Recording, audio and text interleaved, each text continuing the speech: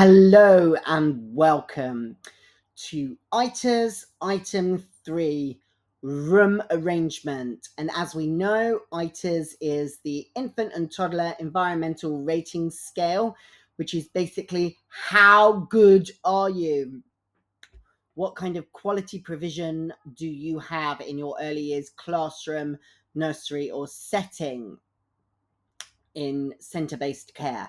So the rating scale, as we know, is from 1 through to 7 and is split into 33 items. We are looking at item number 3 in this video, which is room arrangement, how you set out, organize and arrange the room in your early years classroom, nursery, centre, or other early years setting. So what we're going to look at in this video is we're going to look at the criteria that are inadequate. So if you're doing any of the things on the inadequate list, then you're coming out at a rating of a 1, which is inadequate. We'll look at your minimals, which is a rating criteria of 3. We'll look at your goods, which is a rating criteria of 5. And then we'll consider what you need to do to strive towards excellent up at the rating of 7.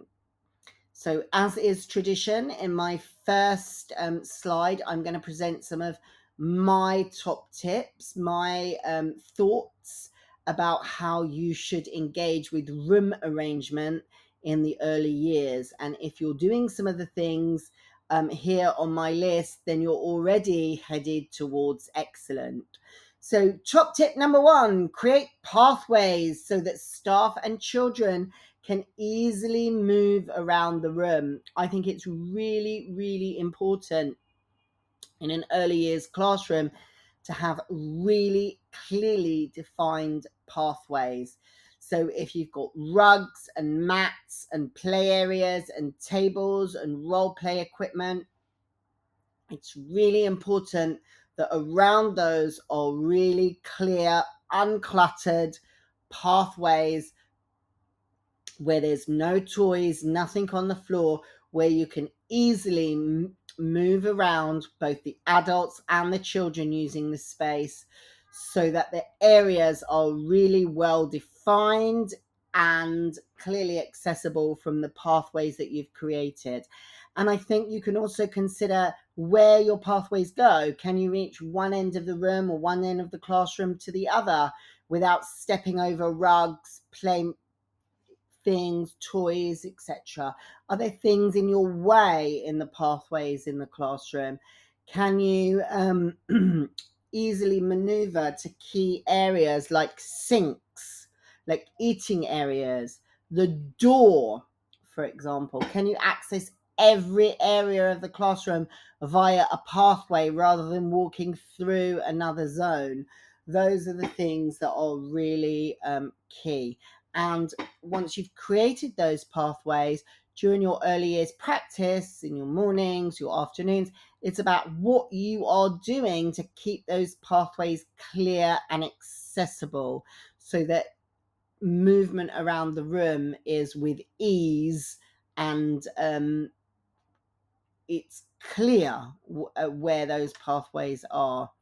Okay, so that's my top tip number 1 is Sammy's pathways. My top tip number 2, create a spacious feel in the room so that it's not overcrowded with furniture. There's not too much going on.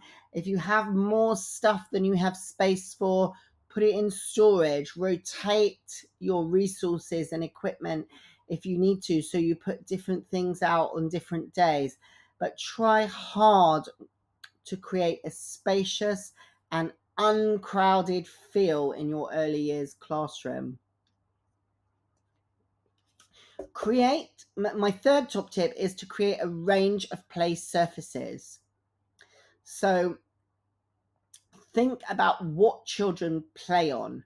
So that would include mats and rugs, carpeted areas that are well defined around the pathways.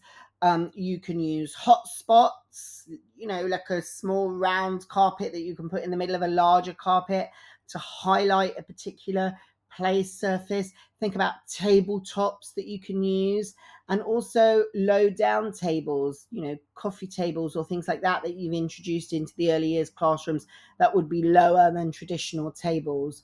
Or in classrooms that I've worked in, we usually have a lot of IKEA furniture, the IKEA kallaxes that are laid out.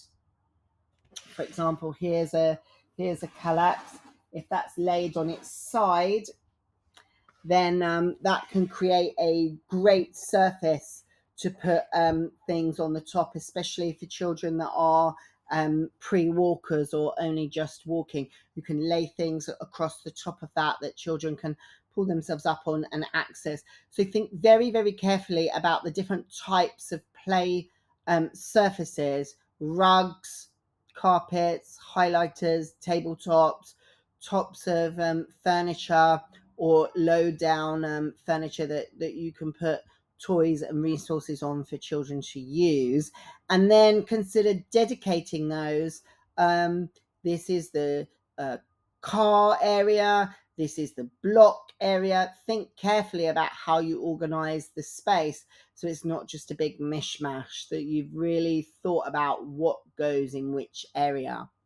Top tip number 4, try hard to provide interesting nooks and separate play areas from one another where children won't necessarily disturb each other. So for the books, for example, find the quiet corner of the classroom, maybe a little nook. You could use tents or things like that to create interesting spaces that are fun and exciting for children to go into and explore and enjoy that early years space. And my final top tip is about arranging the room conveniently, both for staff and children.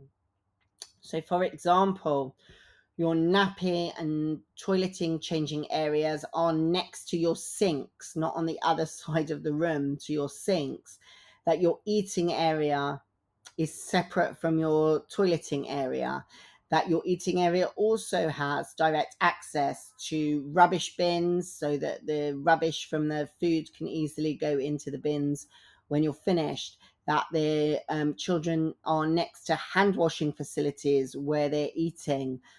So just thinking about laying out the room so it's in a practical and convenient plan.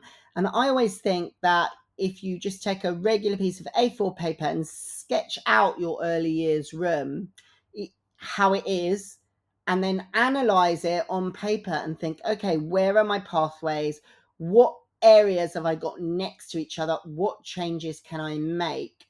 Just look at it on paper to think, what changes can I make to make this a more interesting, well organized, well thought through space. Sketch it out and then try it out in the room. That's my advice. Okay, so let's jump in and let's start looking at those ITERS criteria. So here we go, our inadequate criteria. So we have 2 criteria that describe what an inadequate early years provision would look like in relation to item 3, room arrangement. So, space is crowded, leaving little room for play. For example, most of the floor space is taken up with routine care furniture, such as changing mats and things like that, and that there's not enough room for children to play. And we're thinking specifically there about children under 2s. There could be major problems with room arrangement that frequently prevent appropriate supervision of children. So it could be hard to supervise a separate sleep room, hidden L-shaped room with areas that you can't really see at one end, and that there are children frequently out of sight or hearing of staff. So if you meet any of those 2 criteria, or I should say either of those 2 criteria, in your early years setting, then you are coming out at inadequate and you need to consider how you can make changes. Here's your minimal requirements. 4 minimal criteria. So furnishing is placed to provide at least one open play area that is separate from routine areas. Now, when we talk about routine areas, we mean nappy changing, or in America, they say diapering,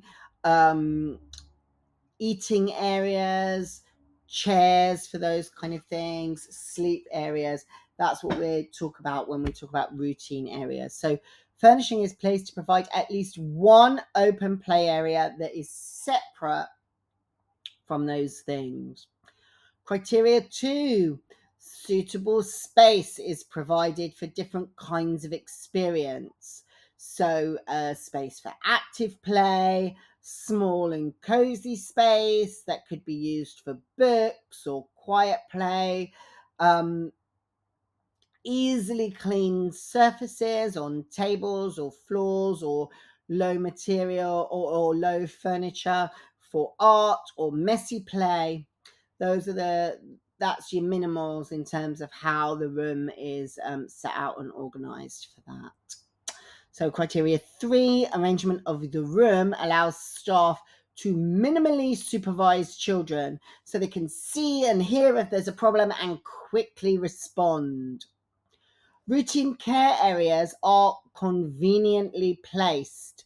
So the beds are available for easy access when a child needs to go to sleep.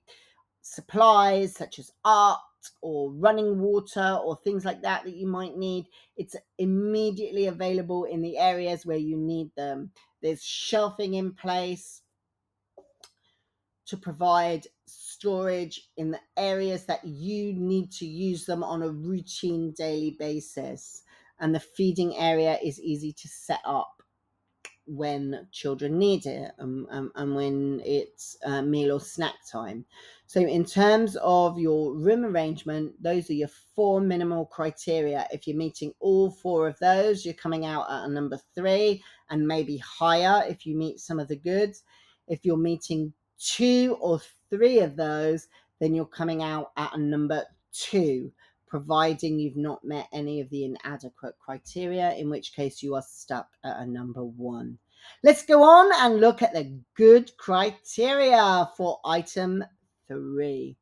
Here we go. So, space is arranged with at least 2 infant play areas and at least 3 different interest centers for your toddlers. So what we're talking about there, when we're talking about interest centers, we're talking about books, we're talking about blocks, we're talking about small world play, we're talking about role play, we're talking about heuristic play, we're talking about treasure baskets, we're talking about sensory area, we're talking about messy play, we're talking about art area. So that's what this first criteria in good is looking for. At least 2 nice fat play areas and at least 3 different areas of interest centers at any one time. Moving on to look at the next criteria, arrangement of the room allows for visual supervision of children, although there could be some areas where it is more difficult or more challenging to see or hear the children. And all the play areas in the room are accessible for children with disabilities. Let's move on and look at those.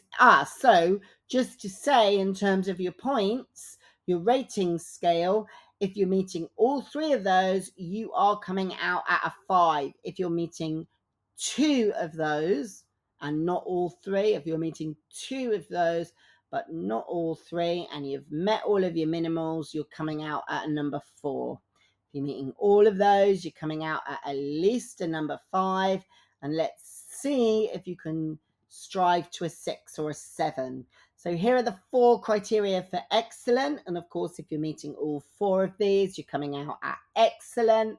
And if you're meeting 2 or 3 of these and you've met all of your goods, then you are coming out at a number 6. Okay, let's see. So first up, arrangement of room allows staff to see all the children at a glance, even while doing routine tasks like changing nappies, preparing food, or playing one-to-one with a specific child or in a small group. Play in a quiet area that you've set up is rarely interrupted by active play. So, for example, your reading corner is what I would call protected from the riding toys riding into that area and causing havoc. So, you really have a well organized space where you have different types of play in different areas. Walkways in the room provide easy movement for staff and children and do not interfere with activities. So that means you're not having to walk over children or activities to get to where you want to go. Your pathways, or as the criteria says, walkways, are clearly defined. And there is special cozy protected area from active play is accessible for all or at least much of the day. So you have a permanent or semi-permanent but mostly out quiet area, or protected more cozy part of the room. So those are your excellent criteria. And if you're not already meeting all four of those criteria, this is a good opportunity to stand back, reflect on your practice, think about how the room is laid out, how the room is arranged, and consider what changes you could make in order to strive for excellence.